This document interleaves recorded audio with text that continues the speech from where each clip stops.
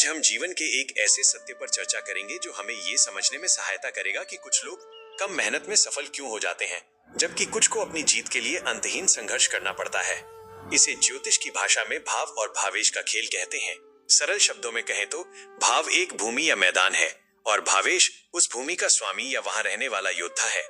यदि हम प्रेरणा की बात करें तो वो सबसे अधिक वहां काम करती है जहां परिस्थितियां विपरीत हों लेकिन व्यक्ति का संकल्प अडिग हो। जब किसी व्यक्ति का भाव कमजोर होता है तो इसका अर्थ है कि उसे विरासत में कुछ नहीं मिला, उसके पास संसाधनों का अभाव है और चारों ओर चुनौतियां खड़ी हैं। परंतु यदि उसका भावेश मजबूत है तो इसका अर्थ है कि उस व्यक्ति की इच्छा शक्ति और आंतरिक सामर्थ्य बहुत शक्तिशाली है। ऐसी स्थिति में प्रेरणा का नियम साक्षात दिखाई देता है। जिसके पास सब कुछ पहले से है वो आलसी हो सकता है, लेकिन जिसके पास खोने को कुछ नहीं और पाने को पूरा संसार है वही असली पुरुषार्थ करता है। भावेश की मजबूती उसे गिरने नहीं देती और भाव की कमजोरी उसे चैन से बैठने नहीं देती। यही वो योग है जो एक साधारण मनुष्य को इतिहास रचने वाला महापुरुष बना देता है। बाकी स्थितियों में जीवन की गति अलग होती है। जहां सब कुछ मजबूत है वहां जीवन सुखद तो है पर वहां कोई संघर्ष नहीं, इसलिए वहां कोई विशेष प्रेरणा भी नहीं उपजती। जहां अवसर तो बहुत है पर व्यक्ति का मन ही कमजोर है वहां केवल अधूरापन रहता है। और जहां बाहरी दुनिया और आंतरिक शक्ति दोनों ही क्षीण हो वहां जीवन कष्टकारी हो जाता है। अतः यदि आज आप संघर्ष कर रहे हैं तो समझिए कि आपका आंतरिक योद्धा आपको किसी बड़ी सफलता के लिए तैयार कर रहा है।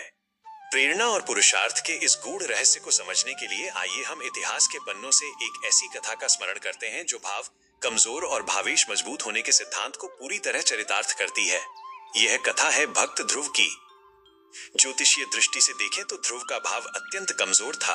उन्हें पिता का प्रेम और सिंहासन का अधिकार नहीं मिला, यहाँ तक कि उन्हें अपने पिता की गोद से भी अपमानित होकर उतरना पड़ा।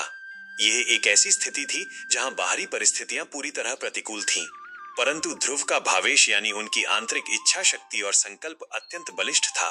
उनके भीतर के योद्धा ने इस अपमान को अपनी शक्ति बना लिया। यही वो क्षण था जहां प्रेरणा का नियम लागू हुआ।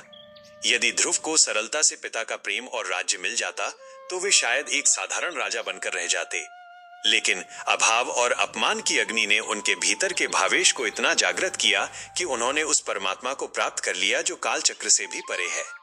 ध्रुव का उदाहरण हमें सिखाता है कि जब बाहरी सहारा छिन जाता है तभी आंतरिक शक्ति का वास्तविक उदय होता है। जब परिस्थितियां कठिन हो तो समझ लीजिए कि वो समय आपकी परीक्षा का नहीं बल्कि आपके भीतर छिपी महानता को बाहर लाने का अवसर है। एक मजबूत भावेश वाला व्यक्ति धूल से उठकर आकाश का चमकता सितारा बन सकता है। आपकी प्रेरणा आपके संकटों से ही जन्म लेती है, इसलिए चुनौतियों से घबराने के बजाय उन्हें अपनी सफलता की सीढ़ी बनाइए। साधकों के लिए आत्मचिंतन के प्रश्न। क्या आप अपनी वर्तमान सुख सुविधाओं के अभाव को कोस रहे हैं या उसे अपनी शक्ति बनाने का प्रयास कर रहे हैं?